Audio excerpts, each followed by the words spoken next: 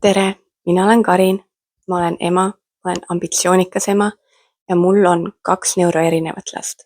Ning 15. aprillil kell 18:00 räägin ma Alkeemia Akadeemia webinaris,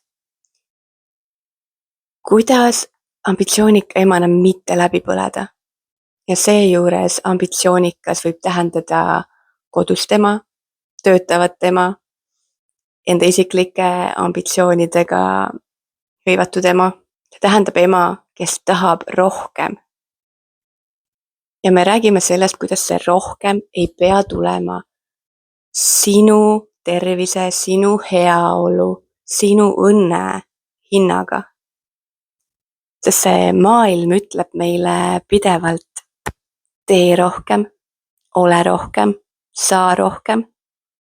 Aga mida see tegelikult sinuga teeb? Mina põlesin läbi. Aga sealt saab tagasi. Saad liikuda aeglaselt, just sellises rütmis, nagu sinu lapsed vajavad, nagu sina vajad. Ja saada endiselt kõik, mis sa soovid. Siis miks sa peaksid liikuma teisiti?